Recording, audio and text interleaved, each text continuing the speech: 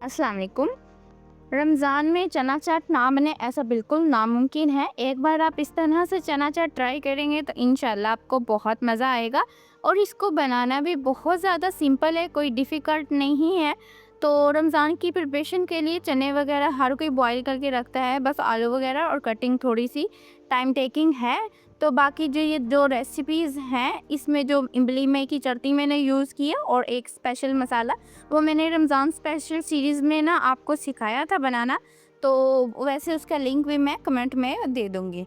तो सबसे पहले हम ना दही लेंगे, तो ये घर का है जमा हुआ दही। आप जो है मार्केट वाला वो थोड़ा थिक होता है, गाढ़ा होता है, वो भी ले सकते हैं। तो ये घर का है तो इसको हमने तकरीबन 1 कप दही लेना है, बहुत ज़्यादा भी नहीं। आपने इसको दही ऐड करना और इसके अंदर ही दही के अंदर ही हरी चटनी ऐड करके तो उसको अच्छे से मिक्स कर लेना है। तो इसी से नमक वगैरह भी अगर आपने देखना है ना तो इसी में आपने पूरा करना है। और इसी के अंदर मैंने जो चटनी अपनी बनाई हुई थी स्पेशल इमली की चटनी, इसकी रेसिपी ऑलरेडी मेरे चैनल पे जो है अपलोड है रमज़ान सीरीज़ की, तो इसको चेकआउट कर लीजिएगा।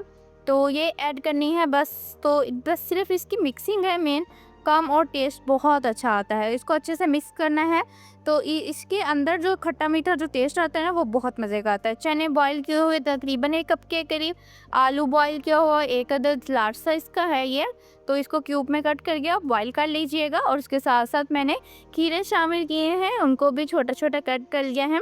तो इसको बस हमने ऐड करना है और टमाटर और हरी मिर्चें, हरी मिर्चियाँ बिल्कुल मैंने स्किप की हैं क्योंकि मैंने बच्चों के लिए ना हरी मिर्चें ज़्यादा तीखी लगा कर, आपको थोड़ा ज़्यादा तीखा स्पाइसी खाना है तो ऐड कर लीजिएगा।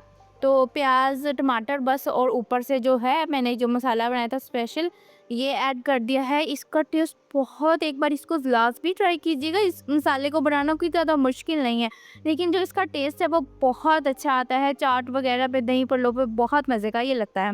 बस हमें इसे अच्छे से मिक्स करना है। ये हमारी बहुत ही रिफ्रेशिंग सी जो है ना चना चाट बन के रेडी हो चुकी है। इसका टेस्ट भी बहुत अच्छा आता है और इफ्तारी के बाद आपको ठंडक का एहसास देती है। आप अब इसको सर्व करें तो इसको किसी भी सर्विंग बाउल में डाल के ऊपर से इसको जो है इमली की चटनी सर्व करें, अगर नहीं तो इसके साथ सर्व कर दें। जिसको भी रिक्वायर होगी वो अपनी मर्ज़ी से ऐड करके एंजॉय कर लेंगे। ऊपर से थोड़ा-सा मसाला स्प्रिंकल करेंगे। ये हमारी मज़ेदार किस्म की चना चाट बन के रेडी हो चुकी है, दही चना चाट। मिलती हूँ किसी ऐसी मज़ेदार यूनिक रेसिपी के साथ, तब तक के लिए अल्लाह हाफ़िज़।